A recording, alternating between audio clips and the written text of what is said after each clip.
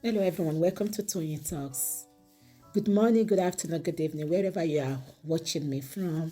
Thank you for tuning in. We appreciate you. Thank you for your comments. Thank you for your like. And if you're a new subscriber here, please don't forget to hit the subscribe button so that you don't miss out on our videos.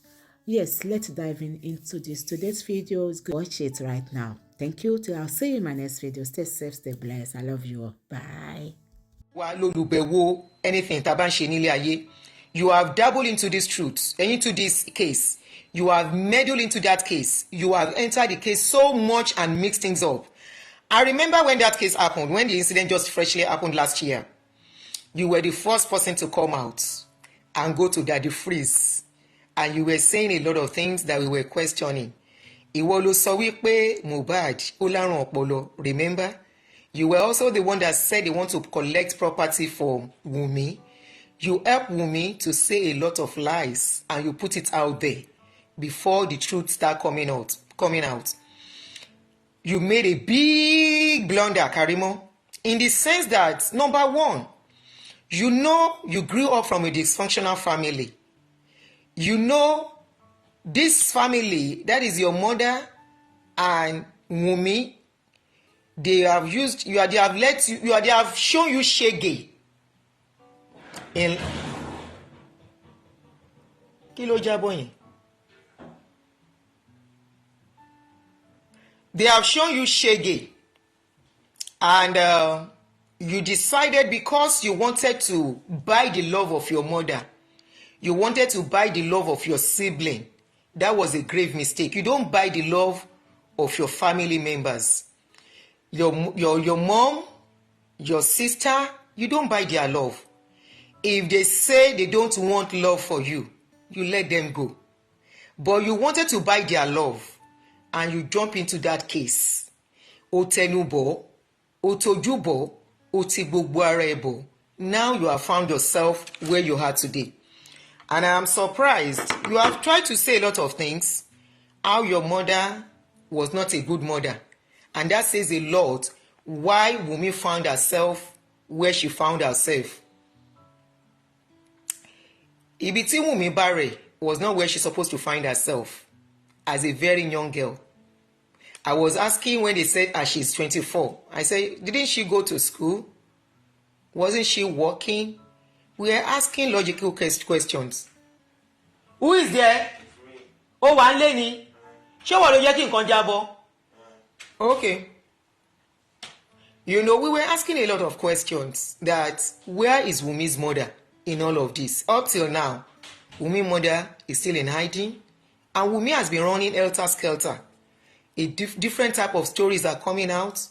And I personally said that, Karimo, you are not the person to come and tell the world what has happened. You were far back in America. How come you have information? You are the one that knows everything that happened in that case. Your sister was telling you a lot of things and you were jumping out. Your sister preyed on your love. Your sister preyed on your emotions. She sized you up. Wunmi is very smart and smarter than you. And that is why she got you involved in the case. She's very smart. Very, very smart a girl. The first time I would hear Wunmi's voice, I said, no, that is not a young girl talking. That is an old woman. They said, no, that is Wunmi. I said, Omo 24 ló ń sọ̀rọ̀ bẹ́ẹ̀ yẹn. People said yes. Omo 24. They said yes. You that you are the older sister, Karimo, ohun ẹ ò yí nílẹ̀. The way tí ohun Wunmi fi yí nílẹ̀. Wunmi is more smarter than you. And if you are not careful, you will get into trouble, serious trouble. Not only you, you will drag your husband, you will drag in your children into the nemesis and karma that might likely happen. I said this long time ago when the case was still very fresh and I was still seriously talking about it. I said, Karimo, you fẹ́ forí ẹ̀ kó ìkòkúkò, you fẹ́ forí ẹ̀ kó nǹkan tí what you don't know nínú case yẹn is more than what you think you know. You don't know nothing. Allah fìgbẹ́lẹ̀ fónígbẹ́ kó fá ìgbẹ́. allow the owner of load to carry their load. Karimo, I feel so much for you listening to you today. I feel for you in the sense that they sold you a dummy and you grab it because you wanted love.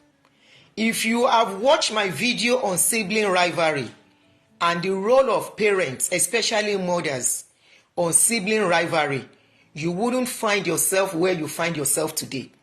Now, today, you are saying they recorded you. In fact, for all you know, you don't know what Wunmi has in her care against you. Now, you said she recorded you and took the recording to your father's people. You are still the one that made us to understand, and I actually feel for you. I feel so much for you in the sense that you said your mother's negligence made you sleep on the streets and you were abused countless times. I really feel for you, and I see you as somebody that is very vulnerable. I see you as somebody that is weak because you are looking for love. I see you that you are somebody that wants acceptance where there is none.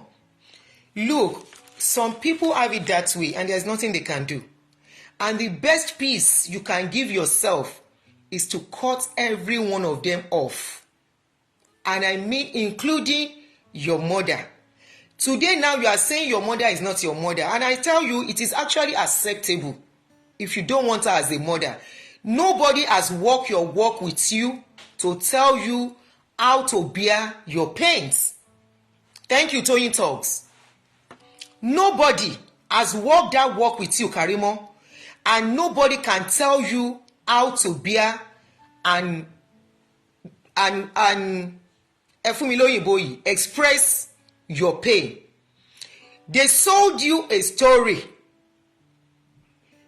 They sold you a story. I will keep repeating, and you jump into it. If you are smart as a big sister, what you should have asked Wunmi when I came out to say this, our women supporting women came for me. I said some of us are widow. Somebody like me. I said when it happened, I was the person they came to. What happened? I was the one that explained because this was my husband.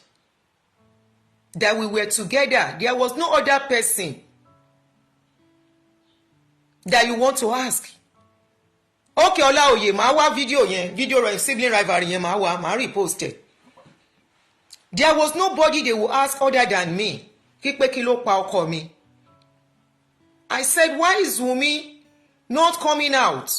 We saw a video where young people were carrying a corpse. I said, how was that comfortable for them? How was it comfortable for them? They said Wunmi was in the car. I said, no, Wunmi can't be in that car. How can she be in a car? They are carrying her husband's spy body. And she's not crying, she's not screaming. I said, no, something is not adding up. What is going on? Walk by this boy. They came out, they sold out different stories. They said it was Malian, Naira Marley and Naira Marley and this guy, Larry something. They said they were the one that buy this guy, but they were not around. So how come they were the one they were the one they were pointed to? What really happened? We don't even know Muhbad. We have never met Muhbad. We have never seen Muhbad. We don't even know his song. We were only concerned as parents, and we were saying, no, something is not right. We all wanted justice. But what happened? People that were supporting Wunmi, they started blogging us. They started insulting us. They started abusing us. And I was like, what is this girl trying to hide? That is why people started suspecting her. But you too, as a big sister who thought you were showing love, you came for everyone asking for justice for that boy. Consider, I saw you have a boy child, Karimo. Mo rí ẹ pẹ̀lú ọmọkùnrin kan àti ọmọbìnrin kan. Irú ẹ̀ ò ní kọ́gun sí ẹ láṣẹ Èdùmàrè. May you never experience something like that. But Muhbad is somebody's child. They sold us the dummy of ear infection. They sold us different types of dummy on that issue. Kila ti igbotan. And we were asking questions. We were only concerned as parents. But you all came for us. Now, Karimo, I think I did a video sometimes ago telling you to step back from that case. I said, leave Wunmi to sort out what is on ground. Ipo yimate. I said it. Muni oyimate, Karimo. The day I saw your video, your post, update, one update that you did that you deleted in those days, some months ago, that you said your mother was not a good mother, that your mother did this, your mother did that. I knew they are only using you. There are parents like that. There are mothers especially. Obìnrin náà ni. There are mothers that are like that. A mother that will not care for you. A mother that will not be there for you. A mother that does not even care about your feelings, about your pains. But when that mother sees that you are going to be useful, that mother will drag you close. That mother will use you for her other children. I don't care if the children are from the same father or from different fathers. There are some mothers like that, and your mother is that type. I was listening to your 1 hour video this morning. You said you paid Wunmi school fees even as a primary school student. That means you wanted to be a mother to Wunmi, that your mother failed Wunmi. Every good mother will know your mother failed Wunmi. What is Wunmi doing in Malian's house as a teenager? What is Wunmi doing in Malian's house at that her age? Is she a singer? If she's singing, we have never seen any of her song. What was she doing with that kind of setup? A young girl in that kind of setup says a lot. So it shows that your mother failed all of you, and you are trying to step in as a mother. You said you paid Wunmi school fees at a point, even in primary school. You said you asked her to go and train in makeup, to train in gele, to train in makeup, gele, and hair making, because you wanted her to come to US. You have good dreams for her. But unfortunately, your sister is long gone on the streets. You cannot take streets from somebody that is in the streets. Anybody that wants to take off street from themselves have to do the work on their own at a certain age, especially as an adult. If it is a minor, it's easy to rehabilitate. Have a nice day. Very easy to rehabilitate. But for somebody as young as that, we saw a picture with Davido as a teenager. There's so much about your sister, and you were not fully on ground to see some mothers are like that. They cover up for some certain children where they are supposed to say the truth. And the one that is the elderly one that doesn't know much will carry his or her head and put it inside. All in the name of Egboni Moje, big sister Nimi, big brother Nimi. And in the process, that person that is trying to put all his body and her body will get burnt, will get drawn back. A lot will happen. At the end of the day, you will still end up being an enemy. Karimo, òun ló ṣẹlẹ̀ sí ẹ yìí. Kí ló lóun jẹ́? Muhbad ò ní jẹ́ kẹ́ ní sinmi. There was a program today that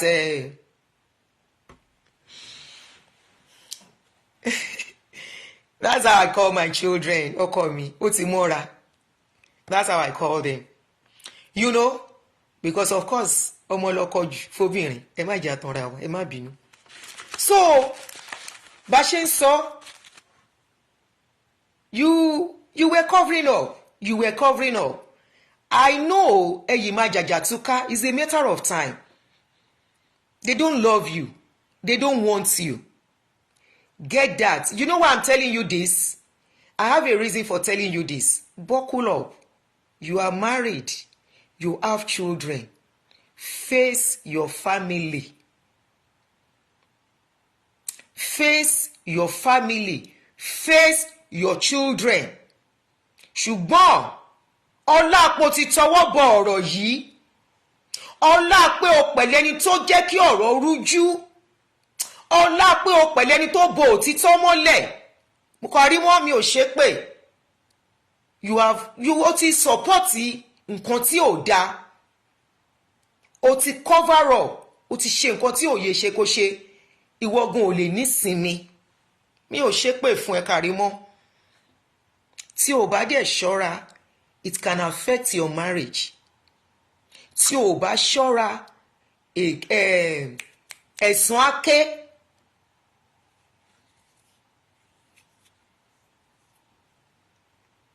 Ṣé màmá Muhbad ẹ fi màmá Muhbad sílẹ̀?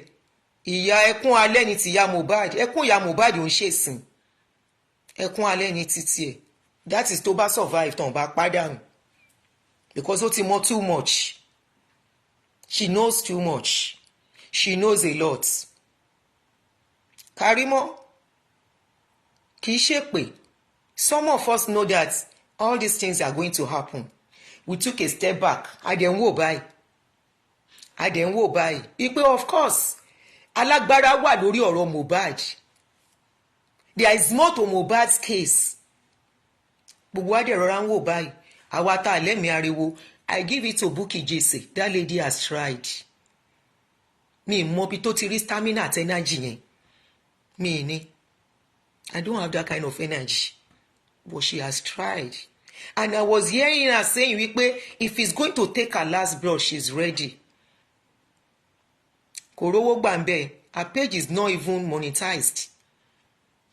I saw her page. That page is not. If you type out her name will not come on search until you go to page section. It shows that the page is demonetized. But she kept on. In between working, she kept on giving updates. She's even the one to letting us know. Ibi tọ́rọ̀ yẹn dé. She's even the one tó ń jẹ́ ká mọ̀. Ó tún raise the GoFundMe pé they will get a good lawyer. For you to know, I am actually following mi ò kàn sọ̀rọ̀ ni. Because I don't have stamina for some energy. Ọlọ́run dá wa yàtọ̀. I give it to Bukky. Despite all the bully, the insult and everything, she said no, this case will not die this way. Kò gbowó ńbẹ̀. Her page is not even monetized. If not for Bukky Jesse, this case would have long been forgotten. All the other people on TikTok tán dá sọ̀rọ̀ yìí gan, they were pointing fingers to a certain king. Gbogbo wọn náà arrest. Gbogbo wọn pátá kẹ́ lè mọ̀ pé I was actually following. They arrested them. Àwọn Veron, àbí kí ló ń pa àwọn guys yẹn? Veron, there are some guys, I can't remember their name now. Arifa Veron, àti kíní, I can't remember most of them. For you to know, I was following because we really want justice. We just don't have the energy to keep coming out and to be abusing people. I give it to Bukky. She has really, really tried. Westo, thank you. Mo ṣáà mọ̀ pa wọn mi ò rántí orúkọ wọn. Karimo, it's so unfortunate that Nigeria is what it is. Give me, please. I need water.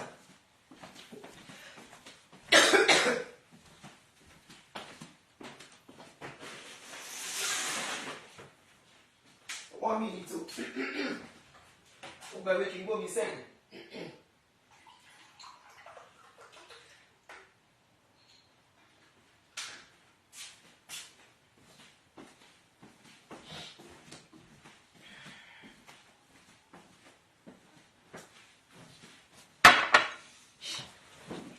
it's so unfortunate bí ọ̀rọ̀ Naija ṣe rí tí ó bá sí yẹn when there is a case of homicide or a case of somebody paying in a controversial way, especially the way that Muhbad was carried in a bus. Muhbad is dead! Muhbad is dead! In a bus. We all saw it. All those guys and everyone that was present with Muhbad 48 hours too, all of them are supposed to be arrested and questioned, including wife. When it comes to homicide or this kind of case, they don't put sentiments. They don't attach sentiments. They do it as it's supposed to be done, and they will ask questions. Who are the people that are there? And they will mention them. And they will arrest them for questioning. How come it is people that were not there? Ni Nigerian police lọ gbé. Those are the things that started making us suspect there is more to this case. La ṣe ń béèrè pé what is really the case? Then the way the wife is going from one platform to the other was another question. Why is she doing this? Why does she have to go from one? A clear conscience fear nothing. We have walked in our shoes before. We were called and we explained what happened.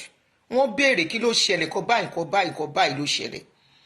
Now ẹ jẹ́ ká gbọ́ nǹkan tí Karimo sọ. Ó ní nǹkan kan tó sọ tí mo dì mú. Karimo, you said by yourself. Listen to yourself here.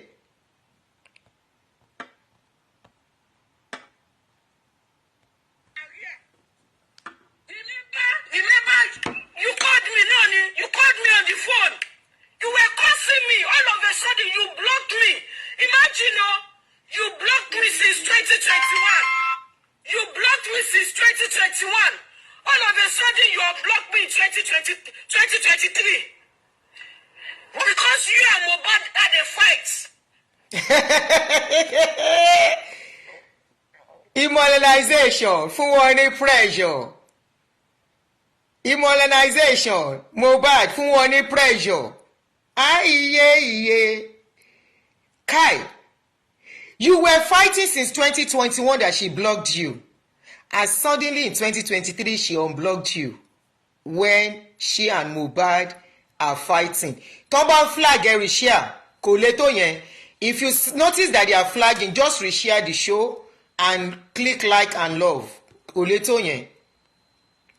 And after this show, I will not be surprised. Kò sí show tí mo bá ṣe wọ́n á gbé, wọ́n á bú mi. I won't respond. I will not.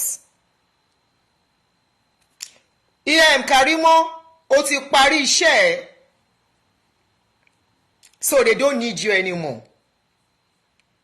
You have finished the job they needed you for. Tó bẹ́ẹ̀ parí ìjà sí, tó pè ẹ́ sí. Your sister has blocked you for almost 2 years. By the time sisters, ọmọ ìyá méjì, by the time you start blocking yourself for some months, kò sí nǹkan tẹ́ ń ṣe pọ̀ mọ́. Enmity ti wà, ọ̀tá ti wà.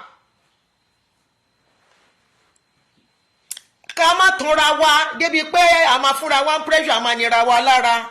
You block yourself for so long. Somebody block you for 2 years. And suddenly, they unblock you.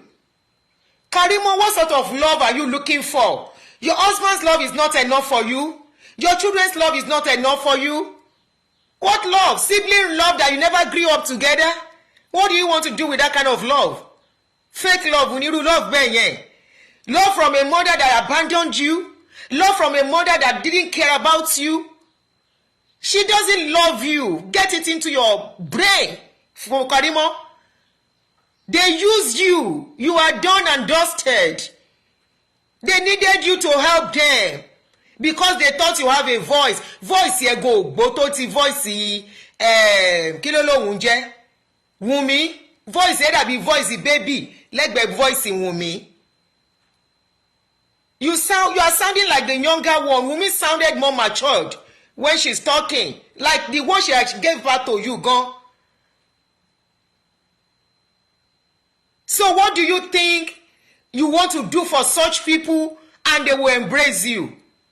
You are the one that love them. You are the one craving their love. But there are some situations that people get into. A lot of people are in your shoes. They are not just crying out. They move on with their lives. Face their immediate family. Your mother never loved you. You said it. That she did this. She made you go through a lot. And it is now you think they will love you? No. For all you care, your mother might even be jealousing you. Yes. There are mothers who see their children, their first daughter, as rival. Take it or leave it. There are some mothers that will take their first daughter and take them to be their rival. Oh, le nísinmi with such mother. Oh, le ráyé gbé with such mother. Except you move far. Far, far, far, far. There are a lot of mothers like that. Àwọn abiagba náà ń perú wọn.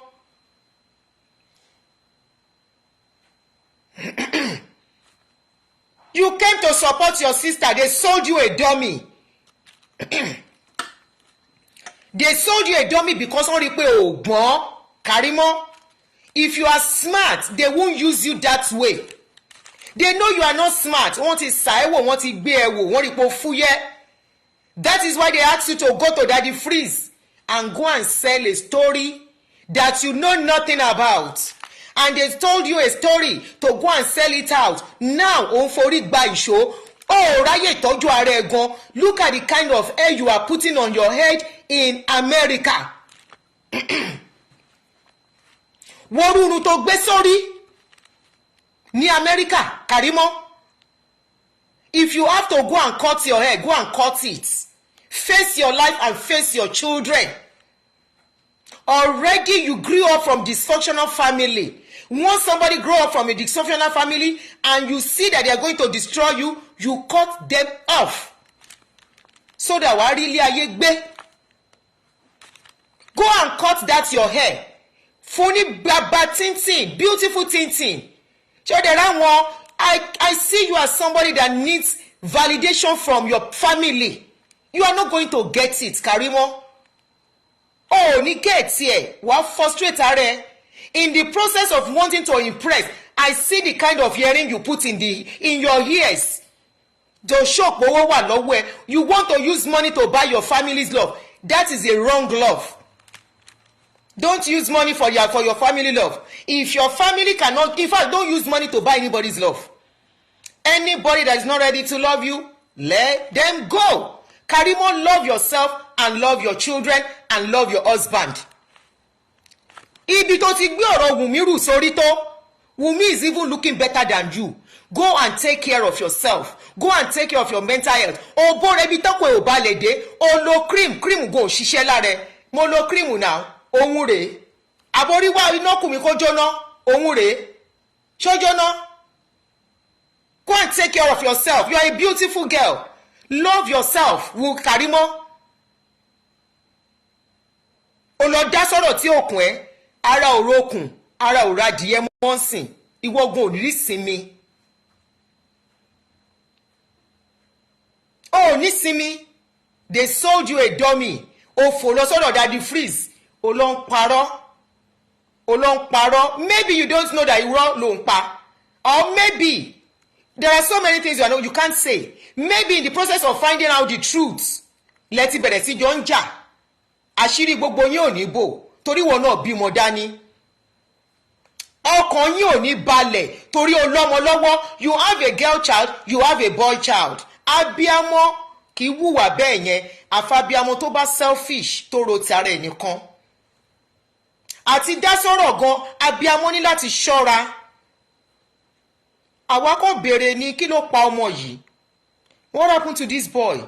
Why ìtàn gbọ́mọ yìí sẹ́sẹ̀? How can they be screaming Muhbad is dead just like that? Adé ń béèrè ìyàwó ẹ̀ ńkọ́? Ṣé ìyàwó ò lè ṣàlàyé ọ̀rọ̀ ni? 19 years ní September, ó máa pé 19 years. Tán báyìí bí mi, I can still talk. Mo gbàgbé àwọn nǹkan kan, but that incident kò kúrò lọ́pọlọ mi. Incident 3 days to tọ́rọ̀ fi ṣẹlẹ̀ 5 days to kò kúrò lọ́pọlọ mi tó concern èmi àti ẹ̀. màá yìí sọ kí ló dé tí gbogbo ẹ̀ wá mix up tí story oríṣiríṣi tán wá ń gbẹ́ni tí ò yẹ kán gbé káàbọ̀ kọ́ mi. Start parking on the side beside the reserved spot. Why? I don't have sticker. Ṣé tí n bá dé? I don't like. Bá mi ṣe mí lò jẹ́ ìṣe show mi. Má distract show tí mo ṣe. Bá mi ṣe mí lò jọ ọkọ mi. Thank you. Please. No, it's the mad distractor. I will not distract. Okay, ma, I would distract, but mo ń ṣe show, but ṣé that's not right. Etiquette wise, it's rude to distract. I know you are my family first. All right, I'm sorry. Kí ló fẹ́ sọ? Ìbejì mi ti dé. Driver mi ló wọlé yẹn. Ìbejì mi, my twin sister. My mega me. Ó ti wọlé. Bá mi ṣe mí lò. Now, career. Karimo ní sùúrù. Karimo, no peace for the wicked. No peace. You have meddled into what you are not supposed to meddle. They sold you lies. You went to Daddy Freeze. You. What is all those wire rack that we had? Wire rack? That we put in the oven? Down. Below. You think people will not ask questions? Muhbad has become a public space. I mean, public pikin. Muhbad is no more for Baba Muhbad or be Iya Muhbad again. As for Iya Muhbad, leave Iya Muhbad alone. That one go chop her own water in old age. That one self can never have peace of mind. It's not possible. With all that is on social media, and I wonder when some people will come and say, you are destroying people's family by putting your mouth. Ejo, na jeje we see that they put their matter outside again. Anything that is on social media is already open for whatever. Open for analysis. That girl came to the story of Muhbad uninvited.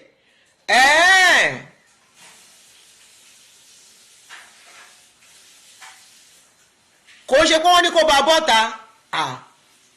Abájọ tó ń jambla inú. In the process, she was still the one that said they gave Wunmi STD. Àtìgbà yẹn, that is when they started fighting. As long as you put anything on public, if my own story come to the public tomorrow too, me, I don't have any choice. People will carry it and analyze. Best bet is not to put it out. So now that you are saying wípé ìgbà 23rd, October 2023, when they were quarreling, that was when she reconciled with you. Karimo, ṣáà ní sùúrù. Ó yá tún gbọ́ rẹ̀ ń bí. Account. I don't know why I can't do live there. But I have been keeping quiet. Má keep quiet mọ́. Báwa sọ nǹkan tó ṣẹlẹ̀. They are not your family. They hate you. You guys can watch it. I posted something on my... Go and check it. I posted something on my Instagram. But kí tó bẹ̀rẹ̀ ọ̀rọ̀ mi. Tó bá yẹ pé mi Karimo, Wunmi, ọyàn kan náà tajọ mu. Abẹ́ta ti jọ jáde tí bá ro ibi sí. Ọyàn tẹ mú kan. Mo wẹ̀ Karimo. Wá ro ibi sí ẹ. Karimo, stop praying without onion. The only onion you can pray with, pé onion táwọn ọmọ mi yìí mu is onion tí ò kan, onion yanyin kan. Tí onion yanyin ò bá kan, there won't be all this wahala between you guys. Onion yanyin kan, stop praying with it. Onion yẹn kan. Lẹ́yìn tí ọkọ ẹ kú, kí Ọlọ́run kó dá fún mi. Tó bá jẹ́ gbogbo ìrìn àjò tí mo rìn nínú bí ọkọ ẹ ṣe lẹ́yìn ọkọ ẹ ṣe kú àti lẹ́yìn tọkọ ẹ kú, tó bá jẹ́ gbogbo ìrìn àjò tí mo rìn tí mo dúró tì ẹ́ gẹ́gẹ́ bí ọmọ ìyá. Why are you not supporting her at the background? Mental support, psychological support, physical support. Why did you come to social media to come and give support of a public issue? Ìwọ ló kọjá yìí. Nígbà tó jẹ́ pé sọ nǹkan fún mi, you guys didn't tell me anything about this guy. I decided to stood by you. Karimo olóyìnbó sọnù. You decided to stood by her. You say they didn't tell you anything. Then why did you put your mouth to selling stories to the public?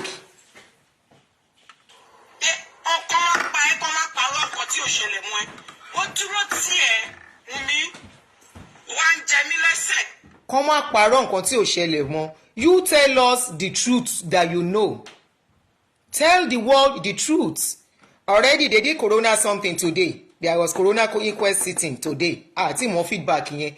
According to where I saw, they said they are not going to allow people to take any camera inside. Karimo, lè ní sinmi pẹ̀lú nǹkan tó tọrùn bọ̀ yìí. When I said, you remember when this thing happened, I put up an update. Mo ní bí ṣe ń wo ikú ọmọ Muhbad yìí, that was a week àbí 2 weeks when the incident happened. I said, Muhbad, the kind of person I'm seeing him to be, pé ẹ̀mí ò ní sinmi. I don't know why I said it. All these things are go tí ẹ̀ tí lè jáde, tẹ́ bá lè scroll down nígbà tọ́rọ̀ yẹn ṣẹlẹ̀.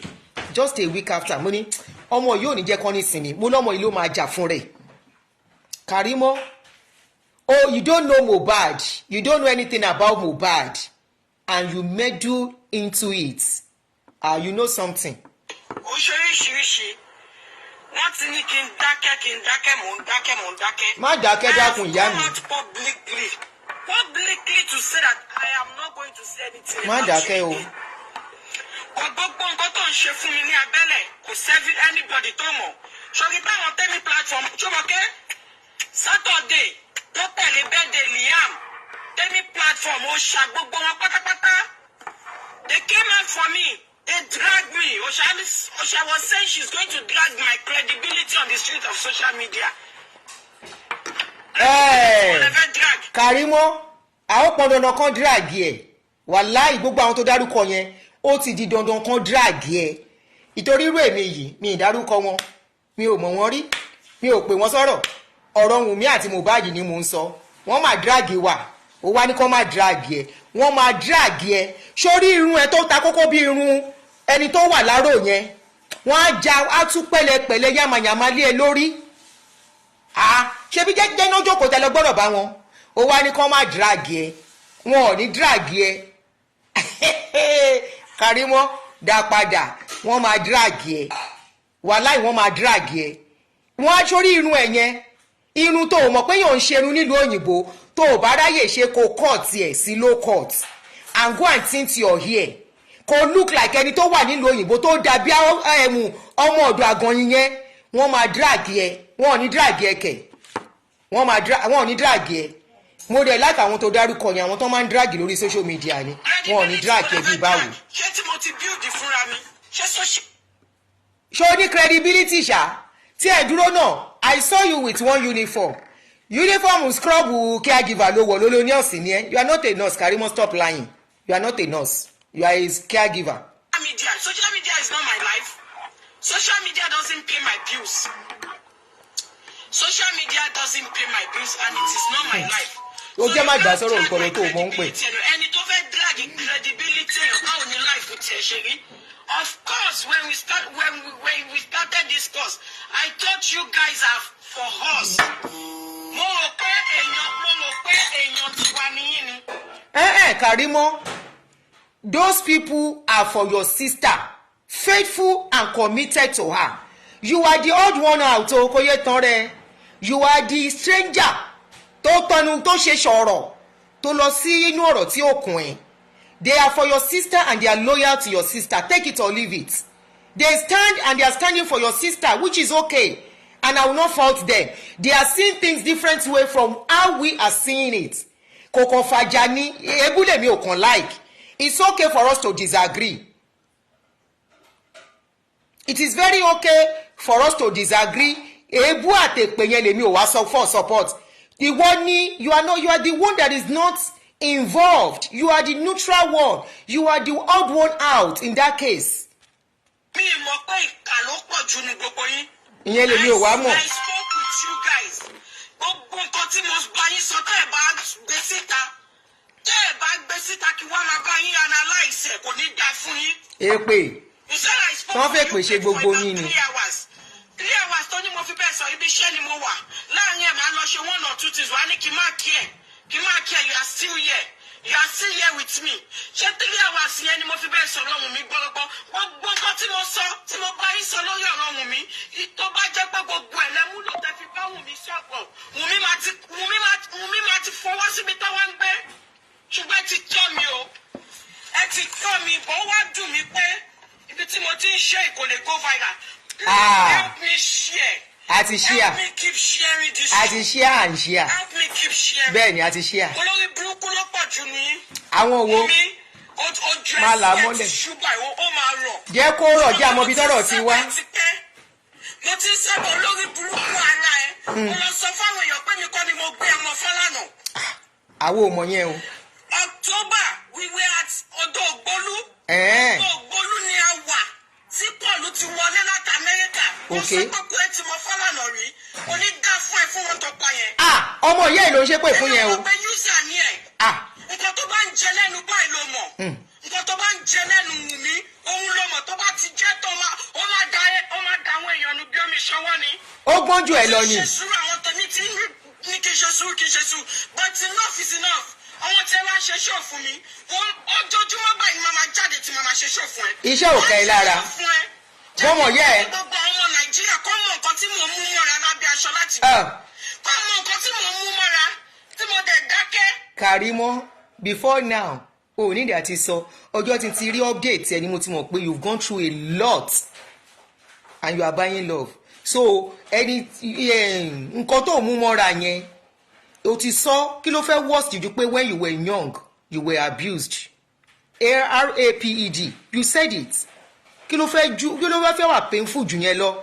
No, mú nǹkan kan mọ́ra mọ́ o, ó mú ẹ lọ mú nǹkan kan mọ́ra ń sìn o. Ọlọ́run ti fi ẹ́ síbi ìrọ̀rùn. Ìwọ ló wá wàhálà fún rẹ because you want love. You are mú nǹkan kan mọ́ra. Alright? There are times that you need to run away from some family. Wùmí smart jù ẹ lọ.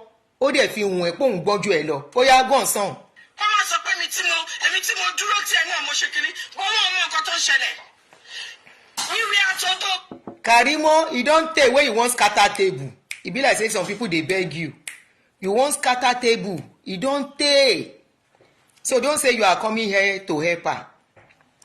The day you said there was one thing you said sometimes when Karimo lóyè máa fọ́jú gbogbo ẹ̀. Òun lóyè máa fọ́.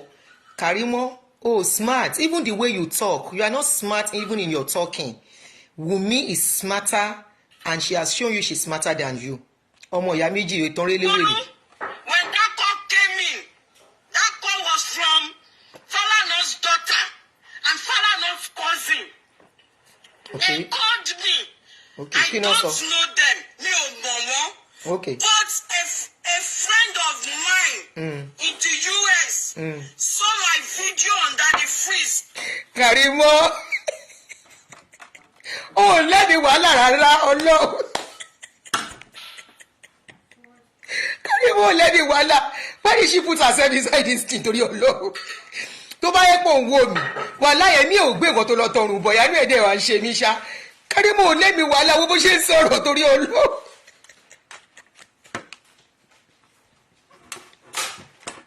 Eléyìí ló pè ní nǹkan tó wọ́ mi ò tó máa fi gàngàn fà. Ìwọ tó wà l'Amẹ́ríkà jẹ́jẹ́ ìlú ìrọ̀rùn tó wà pẹ̀lú àwọn ọmọ ẹ̀ tó yẹ kó bá ṣe lé ayé ẹ̀.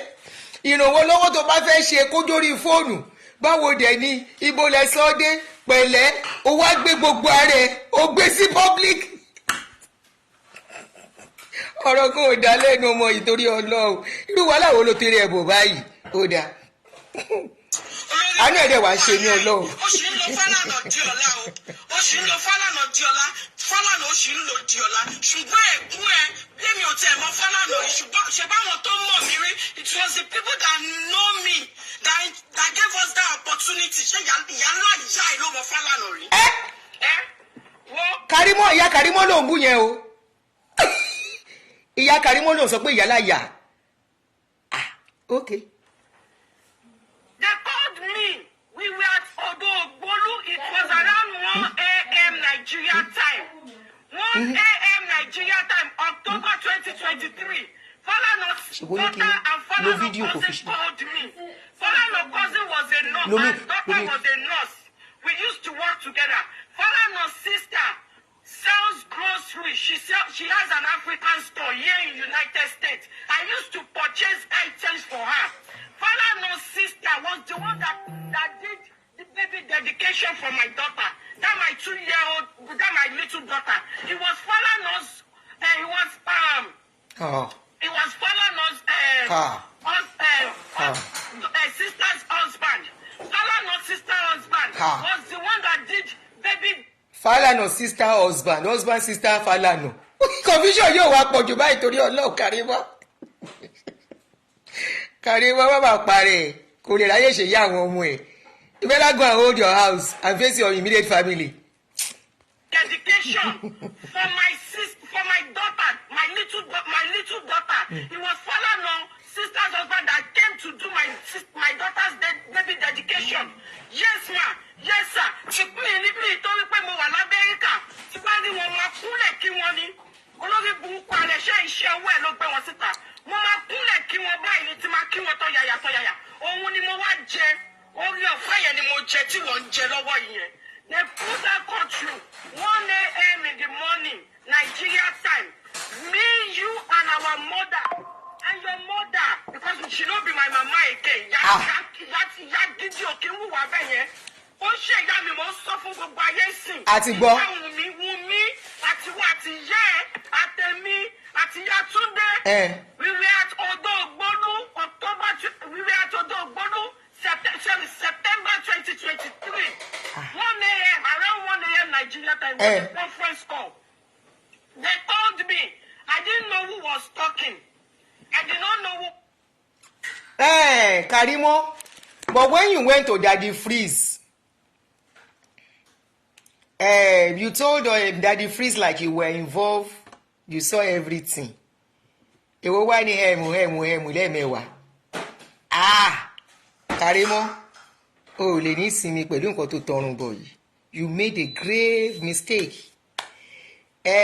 Somebody said, do we remember that Muhbad said, ẹ̀yin àti family yẹn tí ń ṣe ti pẹ́, eléyìí lẹ máa fi ṣàṣemọ́. O gbọ́rù nǹkan bẹ́ẹ̀ yẹn, o take a back seat. Ẹ̀yin yẹn ló ń fò bọ́ta. You come every time. Tomorrow you go come. Next tomorrow you go come for a situation, an incident that you did not witness. An incident that you were not an eyewitness. You were not INEC. Ori, they only told you, and you came out that you were like part of the case. And if you care to know, hope you know you were called in that case, that you are the one that told them what to use for Muhbad, the medication. Le bonu eléyìí tó wọ̀ yìí. Le bo, because it shows that Imole already at rest. I have never seen a case in Nigeria that they drag this much. I have never. Despite the fact that this guy is from a very, very humble background.